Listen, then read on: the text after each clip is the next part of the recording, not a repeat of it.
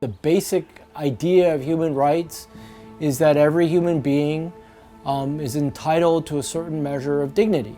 What is human rights research? It's the study of how people are treated with dignity. Human rights research takes a whole variety of different forms. A more traditional form might include documenting atrocities and understanding how they came to pass and what the ramifications of them are.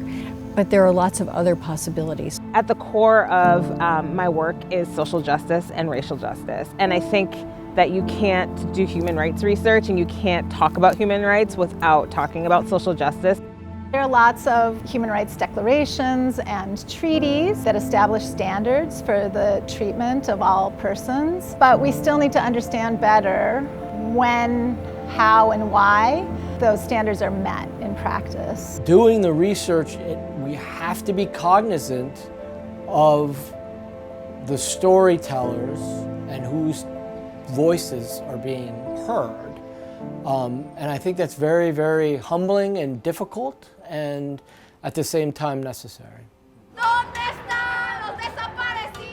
When I think about the importance of human rights research, I think of my colleagues who are studying disappeared people in Mexico. That puts pressure on governments to stop kidnappings and to find perpetrators and bring them to justice.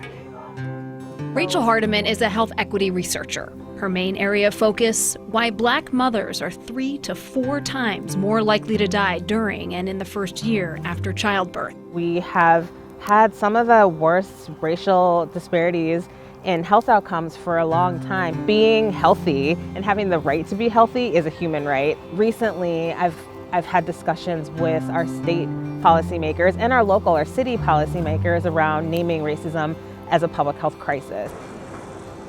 At some universities, human rights scholars are all within one unit. They may all be in the law school, for example.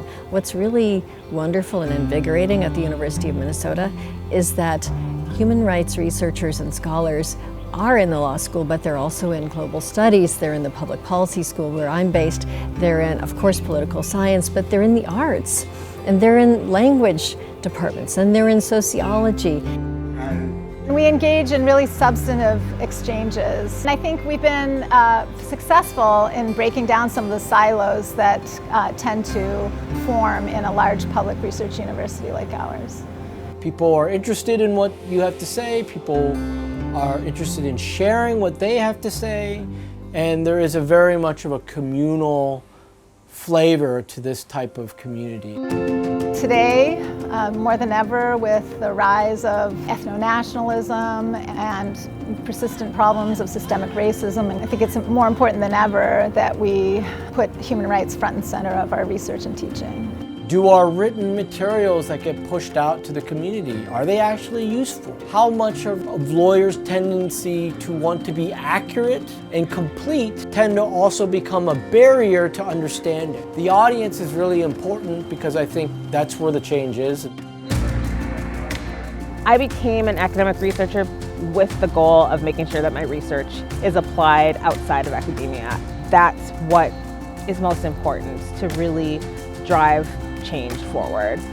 There's no point in doing research unless the research can be effective, can make a difference in the world.